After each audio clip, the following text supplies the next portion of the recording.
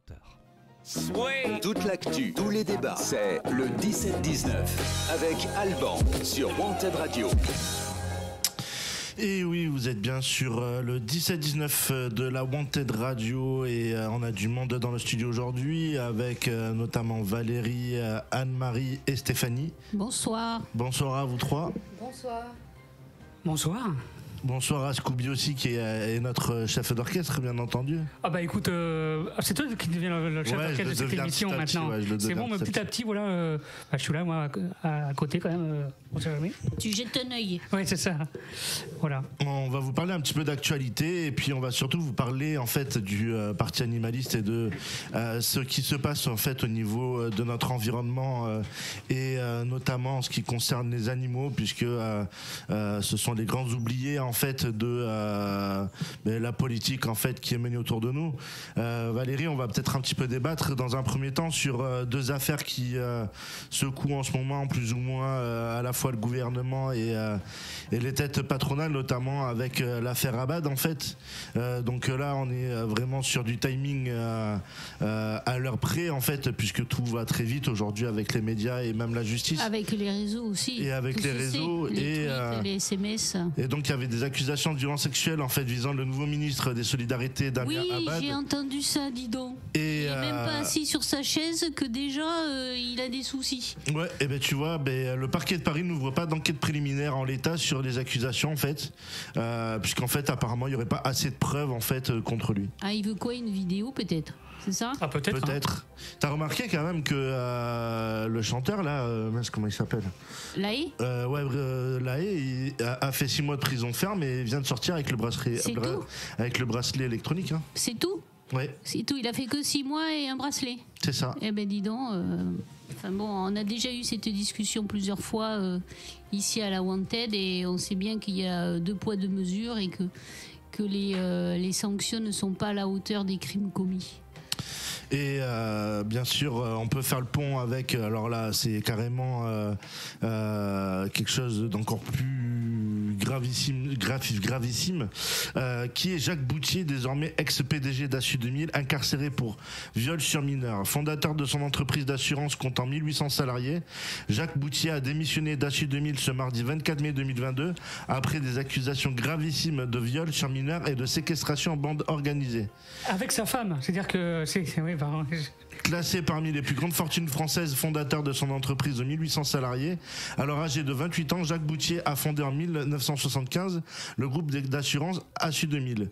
Devenu Vie-la-Vie, ce groupe se présente comme le premier courtier expert en assurance et en crédit dédié aux particuliers en France et revendique 1800 collaborateurs, 163 millions d'euros de chiffre d'affaires et près de 550 000 clients assurés.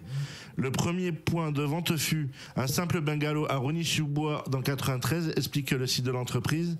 La société grandit dans les années 80 en Île-de-France et passe à la barre des 100 points de vente en 95.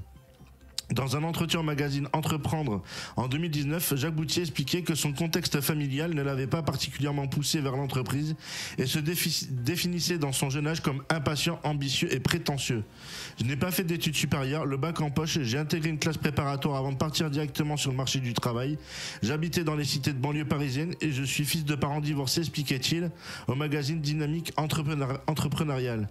Ma mère n'a jamais gagné autre chose que le SMIC et m'a donc incité à entrer dans le monde professionnel.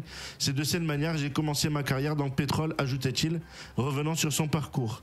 Cet ex-champion de France militaire de saut à la perche a également géré une discothèque à Paris à l'âge de 21 ans, avant de se lancer dans le pétrole puis l'assurance.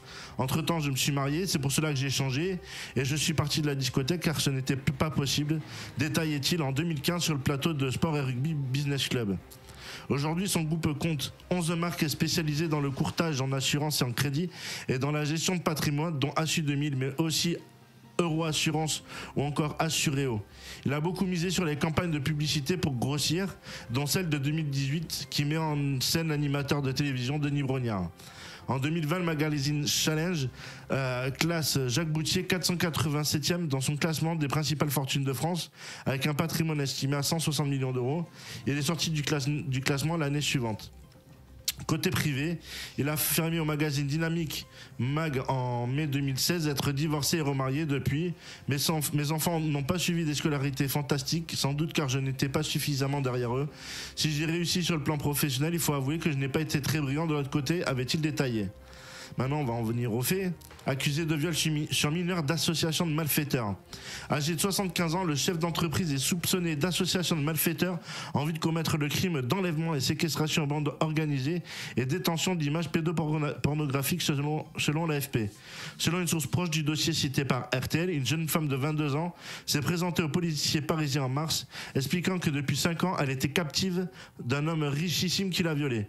Devenant, selon ses dires, trop âgée pour lui, la jeune femme aurait été forcée de trouver une remplaçante, une adolescente de 14 ans, alors pris sa place dans l'appartement. La plaignante est parvenue à les filmer ensemble dans un lit avant de confier la vidéo aux enquêteurs. Le PDG soupçonné d'avoir voulu mettre sur pied une équipe pour enlever la jeune femme, saisir la vidéo et la forcer à quitter la France, ajoute RTL. Pour cela, le septuagénaire aurait sollicité sa femme, 2 employés de sa compagnie, une jeune femme proche de la plaignante, ainsi qu'un ancien gendarme membre du GIGN.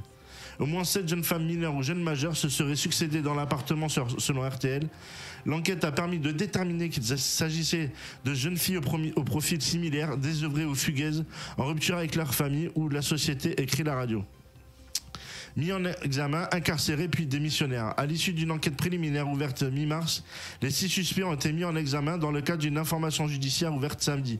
Des chefs de traite des êtres humains à l'égard de mineurs et tentatives, viol sur mineurs de plus de 15 ans, recours à la prostitution d'un mineur et agression sexuelle sur mineurs de moins de 15 ans, ont précisé des sources judiciaires et proches du dossier de l'AFP, confirmant une information de RTL. Tous ont été placés en détention provisoire dans cette affaire, alors que l'enquête a été confiée à la brigade de protection des mineurs de la PJ parisienne. Emprisonnant et faisant face à ces accusations gravissimes, Jacques Boutier n'a eu d'autre choix que de démissionner de son poste de PDG. Le groupe Villavis prend acte de l'annonce de la démission de Jacques Boutier, de son mandat de président et de toutes ses activités et responsabilités au sein de l'entreprise, a indiqué la compagnie d'assurance mardi 24 mai, précisant que la conduite opérationnelle et commerciale du groupe est pour l'instant assurée par l'équipe en place. C'est fou quand même. Hein. C'est tout. Ouais. Enfin, je veux dire, ils te disent ça, oui, il a juste démissionné, le mec, mais il va rentrer chez lui tranquille, machin, on dit rien. Je sais pas, ils auraient pu se fendre d'un truc beaucoup plus violent par rapport à leur PDG, quoi.